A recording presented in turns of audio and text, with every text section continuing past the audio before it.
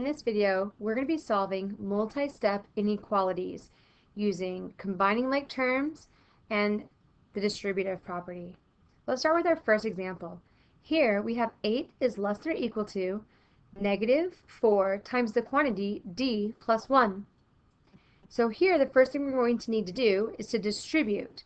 And we're going to distribute this negative 4, the whole thing. We're going to distribute it to the d and to the 1. And that's going to give us 8 is less than or equal to negative 4d minus 4. Because remember, when we distribute, we multiply. So we're trying to get the d by itself. So we're going to begin by an addition or subtraction step once we get to the two-step equation stage, which is where we're at now. So we're going to add to get rid of that minus 4, because adding is the inverse of subtracting, and that's going to give us 12 is less than or equal to negative 4d. We're still trying to get d by itself, and right now we see that the negative 4 is multiplying with our d, and the multiplication has an inverse of division. So we're going to divide both sides by negative 4. And so here we're going to have a negative 3, and here we're going to have a d, but we just divided by a negative number, which means that our symbol right here, that needs to switch. So it's going to switch to a greater than symbol. And this is going to be our solution.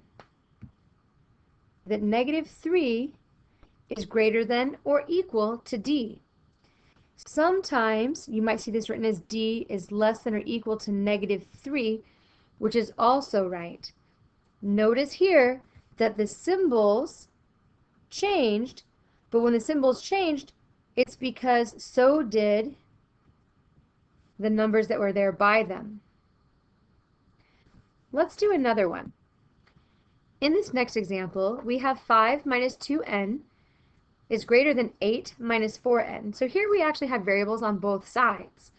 So I'm going to take the smaller variable and move it over. So I'm going to add 4n to both sides, because addition is the inverse of subtraction. That will go away, and now I have 5 plus 2n is greater than 8, and here we're at the two-step stage. So we're trying to get our n by itself. So our first step to either be add or subtract from here. So we're going to get rid of the 5, because we're not getting rid of the 2 because the 2 is multiplying to the n, and we're not ready for the multiply divide stage yet. We're on the add subtract stage right now. So 5 minus 5 is 0, so that will go away. And now we have 2n is greater than 3.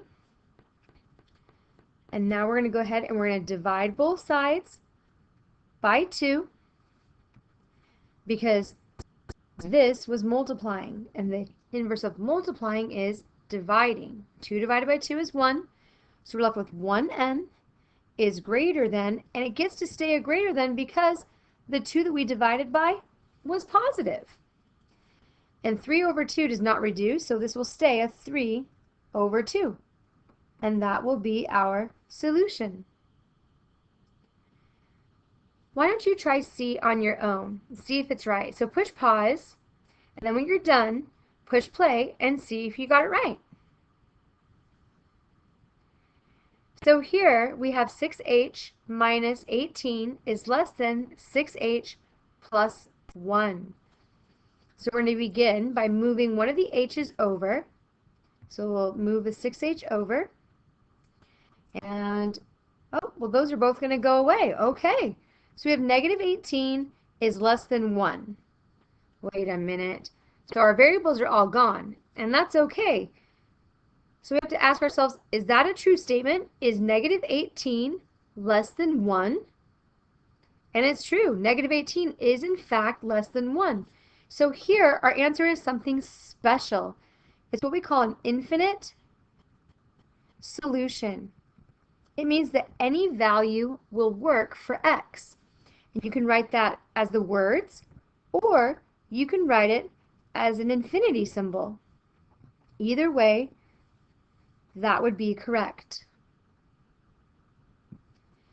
Now, what if it was false though? Like, what if, right? What if? What if, instead of it being negative 18 was less than 1, what if it said 5 was less than 1? Right? Because this was a true statement, but this is a false statement. And when that happens, we call that no solution. No solution. That's what would happen there if we had a false statement when there were no variables present.